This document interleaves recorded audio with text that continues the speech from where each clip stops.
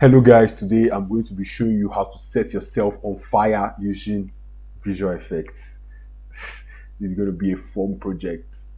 So the inspiration for this is Golden Boy from the Gen V series. If you have watched it, that's like I don't know, spin-off from The Boys on Prime Video. So let's go into the software where most of the magic was created, which is, as you all know, Blender. So here we are in Blender, but before I start telling you what was done in Blender, let's start from the beginning, which is the main shot. So let's go. Before you create this kind of visual effect shot, you need to see the main clip, which is where I am essentially flaming on. So this is the main clip, as you can see,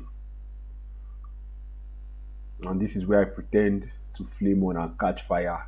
Yeah. So after pretending to flame on, you then carry this your main clip into Blender, and this is where most of the magic happens, as I've said before. So anyways, let's go into the magic in Blender. After you bring your main clip into Blender, I have a humanoid character which roughly matches my real life character, and this is just rigged with Mixamo. Then I use the Blender Mixamo add-on to create this IKFK rig. So if I can show you the camera overlay, come in, background images. Yeah, you can see my main footage at the back of this animated 3D model. So what the main point entirely is just to animate the 3D model to follow my real life movement. So there's a word rotoscoping, rotomation, all that. So it's just simply rotomation, and then I followed the animation of myself real life, and that's how it was created. So after I did the animation, a 3D character following what I did real life, and from here it becomes all CG. So yeah, now for the this is moving pretty fast, but okay. For the main fire, I see fire. For the main fire, which was a hassle. Anyways, after I animated myself, this animated model, I gave him a fluid sim and made him a flow object. If I may draw your eyes towards this place, because I don't have pen on my screen now. So look here, a fluid sim, then made him a flow object, flow type fire and smoke, behavior inflow. Inflow just means any fire will keep coming out essentially, but if it's for liquid, it means liquid will keep coming out. So inflow just means it continues flowing. Yeah, so make it an inflow, and then this substep stamp sampling.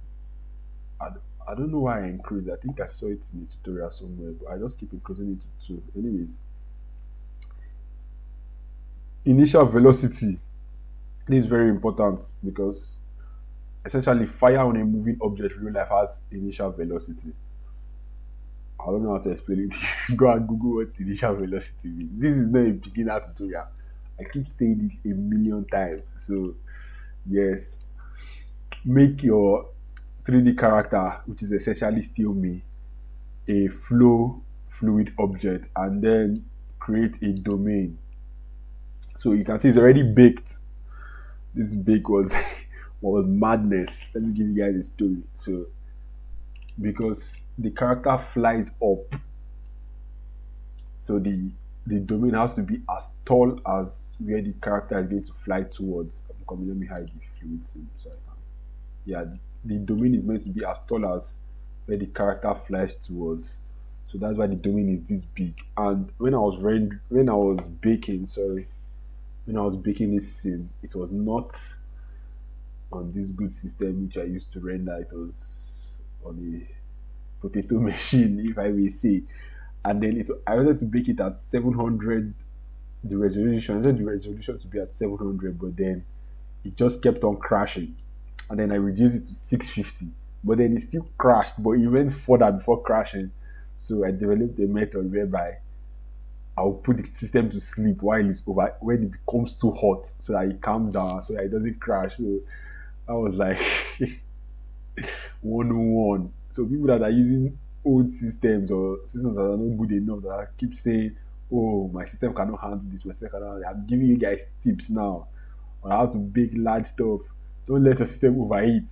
Be Time it maybe after every 100 frames it has calculated. You put it to sleep and wait for your system to cool down. Then you wake it up again and bake another 100 frames. So that's essentially how I baked this whole flame for the flying for the like flaming on and flying sequence.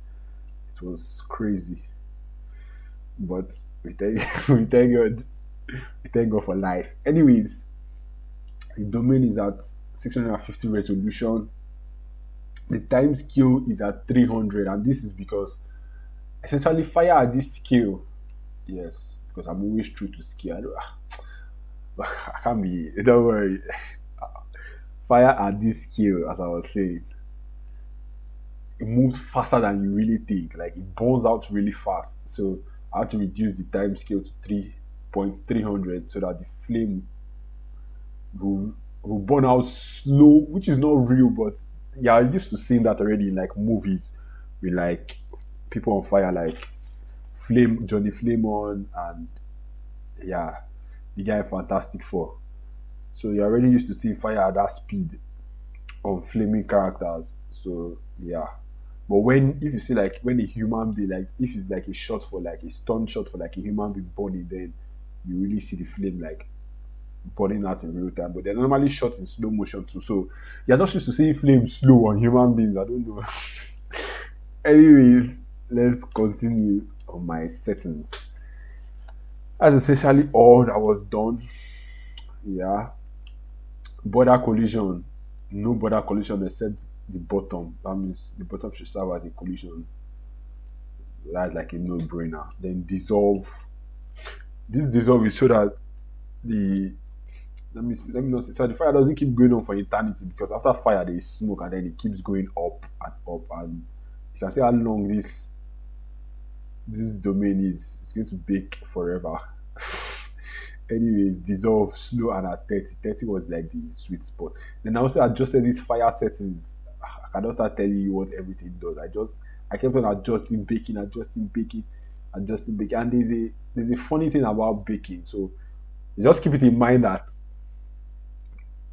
your low resolution bake, sorry, your high resolution bake is going to be smaller than your low resolution bake because essentially when you bake, oh, if I could show you guys, I'm not sure. There's normally a cube here that shows the resolution before you bake. So the size of the cube is going to determine the amount of voxels the fire is. Yes, I think I'm saying the right thing. Anyways, when you bake at a lower resolution, the fire is going to be essentially bigger because the resolution size is smaller, which means the voxel that will be showing here is bigger. So each voxel is going to be big. But then when you increase the resolution, the voxel is going to be smaller, which means the fire is going to be small.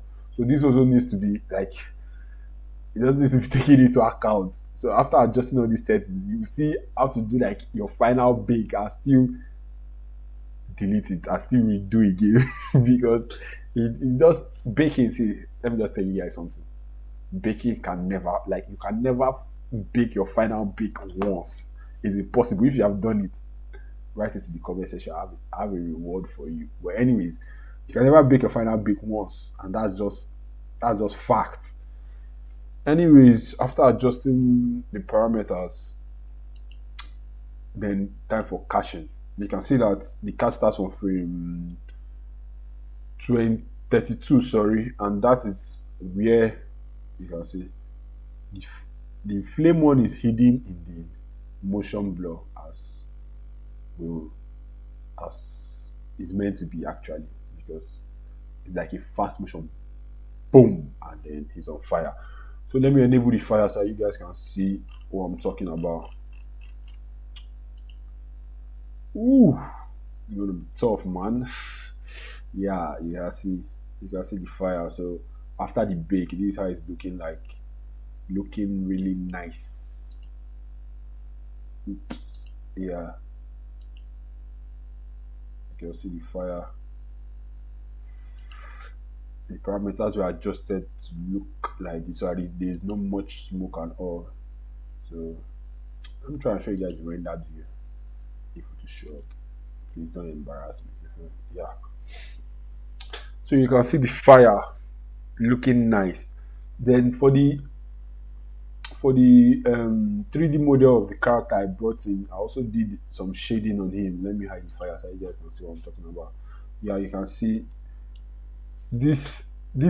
Let me just tell you guys something. This is procedural. This thing I did is procedural, and I'm so proud of. I'm so proud of myself. Anyway, this is procedural.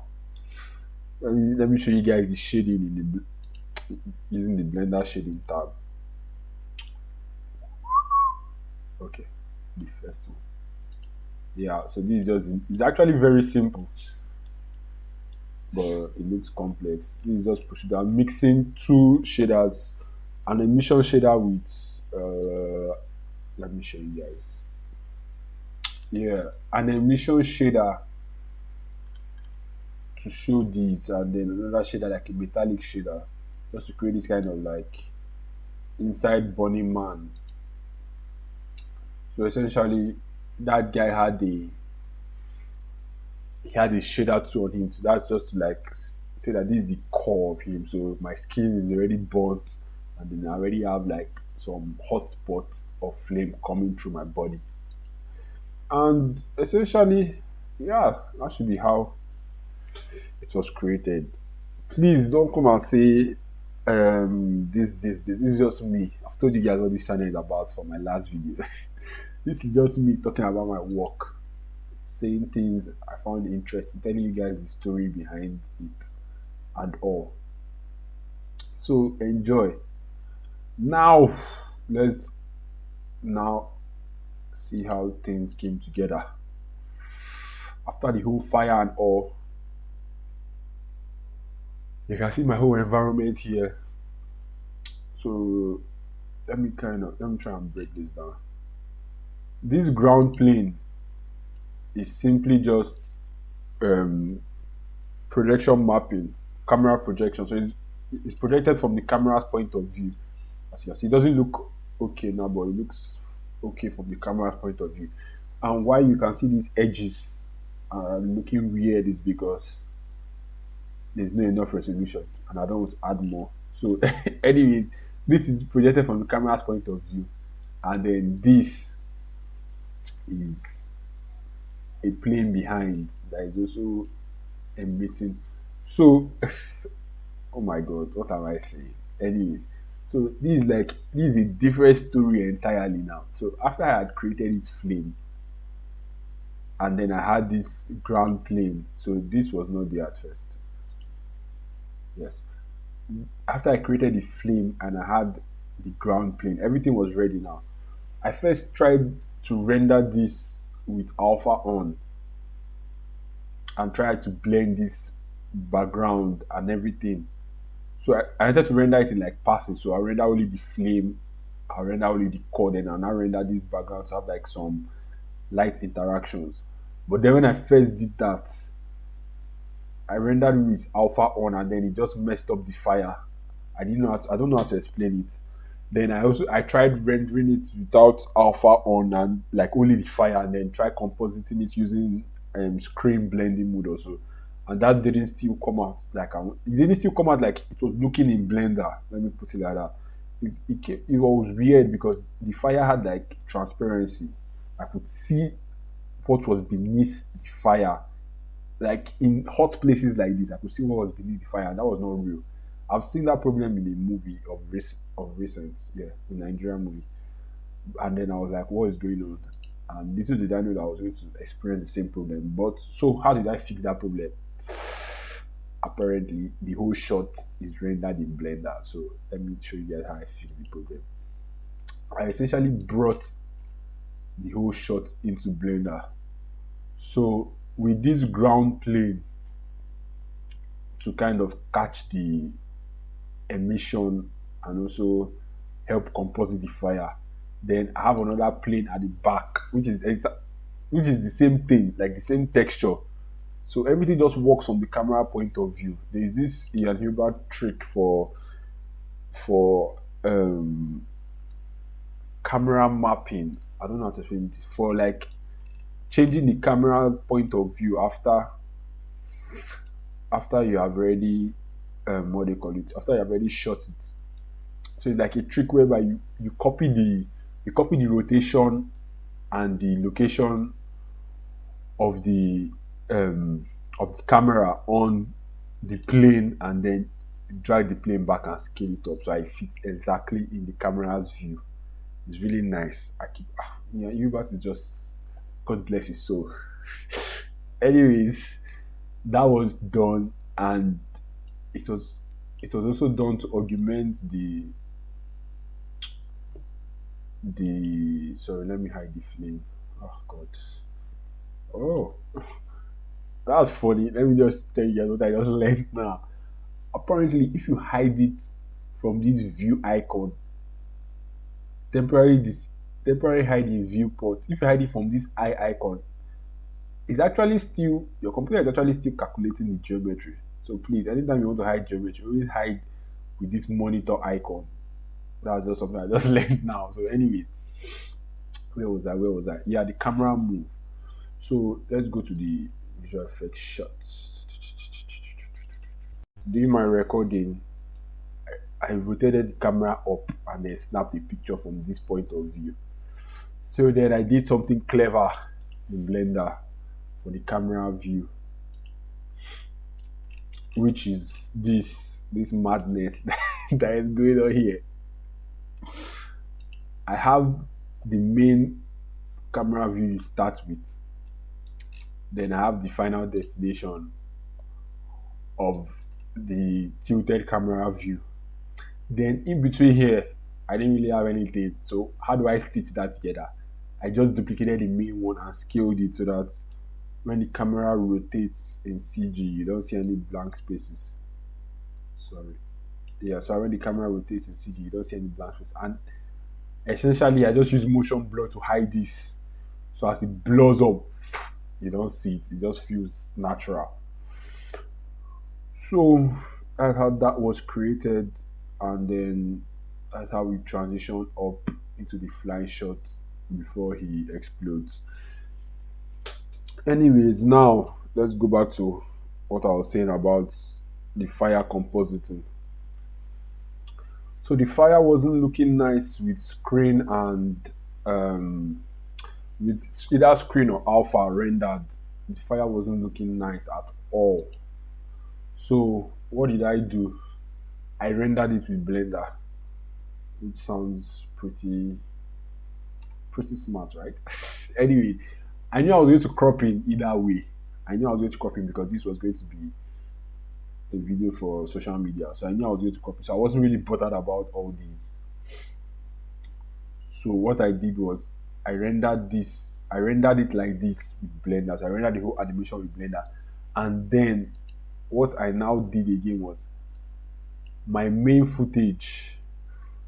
Sorry.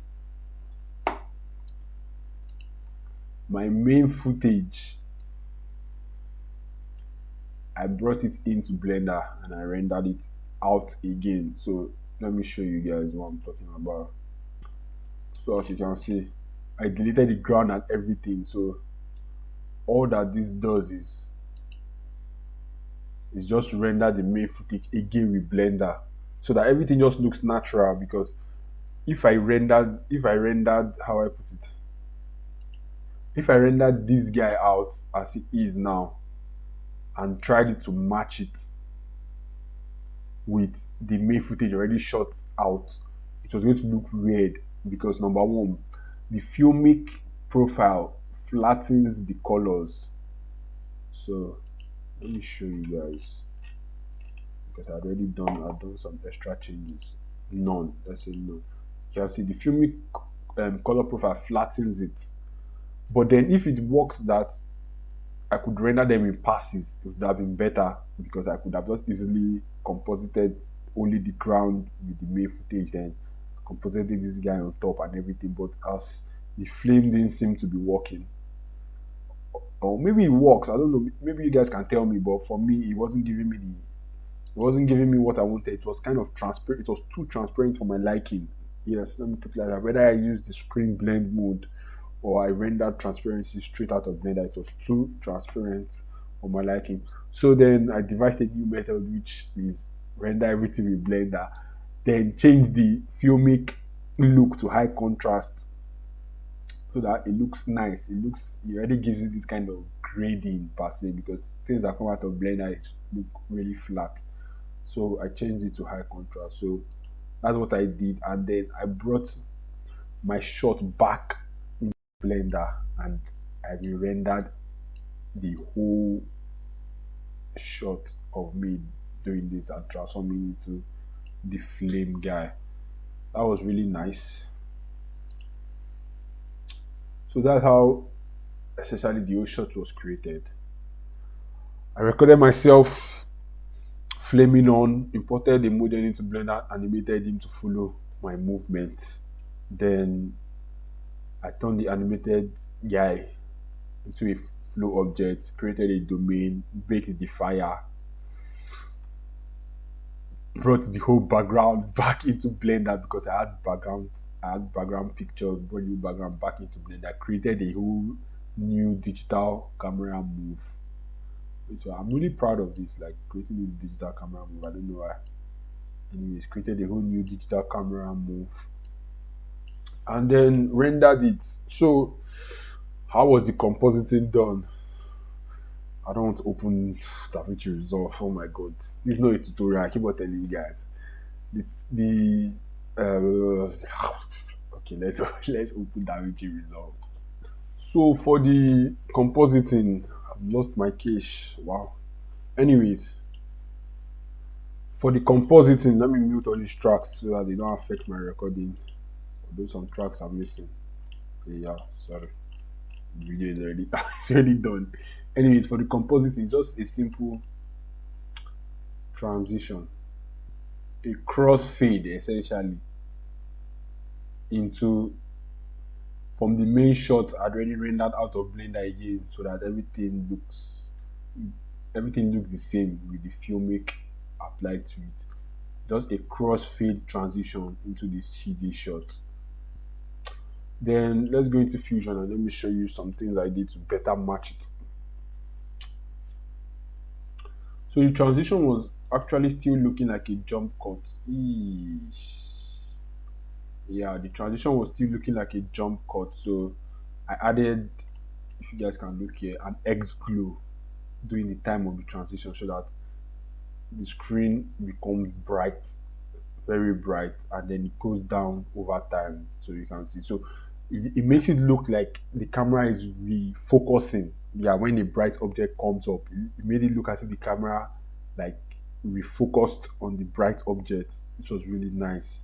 It just ties everything together. Then I added motion blur because apparently motion blur in Blender takes time to render, which is something I have heard people say a lot, but I'd never really experienced until this project, which was and motion blur in Blender just has a bunch of glitches, guys. I'm telling you, like I don't know whether it's only me that experiences it, but the glitch is madness. But anyway, since we can add it after the fact, even if it's not like true to motion blur, like even if it doesn't, how I put it, it's a linear motion blur. It's not you can't follow curved movement. But anyways, motion blur is motion blur. Anyway, I added motion blur. Then I added heat distortion. And that's just the simple compositing. There's not really nothing much. Just the crossfade and all of that to finish this whole breakdown. or just me that has been saying rubbish a long time ago. But I don't even think it, even me though, I don't even know whether if I watch this back I'll be able to understand all I said. But anyways, I'm going to be showing you guys how I created the last piece of the pie. Yes, the last piece of the pie, which is this explosion. And this explosion is essentially another render entirely. There is just joint, but because it's still the same camera move, it looks nice. So let's open the explosion and show you. Whew, here we are in the fire burst animation. Let's hide things that are going to slow our viewport down, like the fire itself. Anyways, to create this burst from the last in my animation, the last keyframe of me acting as if I have exploded, I just applied. You go to your modifier and then just apply the animation modifier. Then your character will be stuck in that last keyframe. Now, to make him pop and explode like you see here, let me show you guys what went down to make him pop. So this model, the explosion of his body is a cloth scene.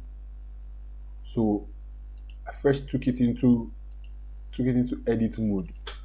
Then I selected random vertices and then I pressed V. V is the command to rip vertices. So as you can see, the guy is ripped. As you can see, I'm pressing L to select linked objects. That's what L is for. So you can select a vertex and press L to select linked. So as you can see, the guy is ripped, he's torn apart, and then he's given a cloth simulation which is already baked. Then to make the cloth simulation explode, I tried using a force field at first. Is it force field? Sharp force. All these wind effectors. Let me show you guys. Force field. Yeah, I tried using a force and increasing this thing, but it seemed not to explode. I tried using wind. Then I actually thought that the cloth sim had a bug, but then what I did next, I just imported. Oh I just imported spheres. Yeah, and then they don't have their animation to okay. I just imported spheres and then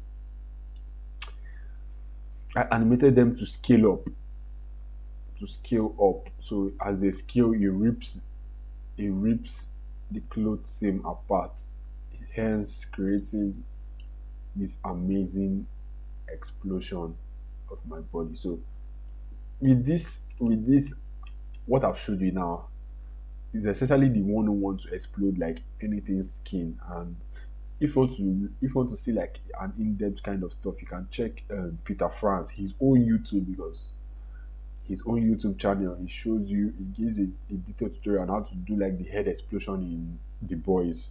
So it's just from there I knew all this ripping of vertices and all. But his own goes way detailed. He puts like he does the inner structure.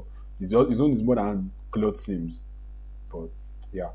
So essentially the cloth seam then expanded a sphere very fast, and then it just inherits the velocity and it keeps going. And that was baked. And then I created fire again. I created an explosion. I'm not going to go into how the explosion was created because this video is already becoming so long.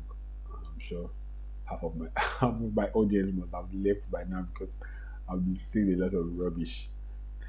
Anyways, I created an explosion coupled with the cloth seam explosion, and then that's how the final exploding effect was created.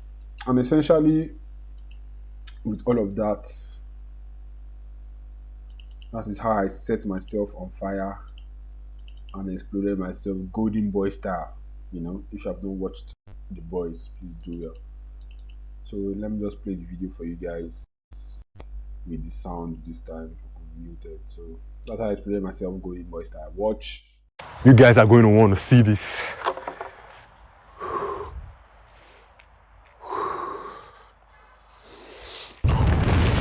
Whoa! Whoa! Oh my god!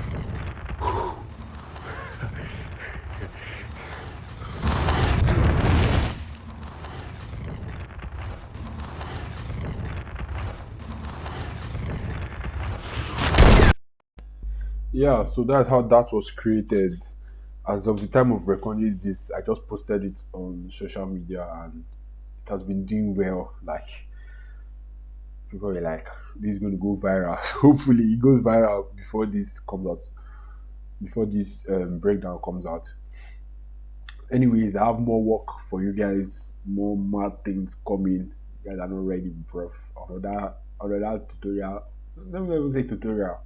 Another me say rubbish coming for those that like it. And shout out to my Indian subscribers. You guys are literally the best. In fact, you guys watch my video, not watched. You guys watch my video and I'm just like, man, these guys must think I'm saying rubbish. Because I'm relatively new and I'm not doing like a tutorial. I'm just speaking about my work and experience. So until next time, please like, subscribe, comment, share, do everything you can do. Until next time, guys, peace.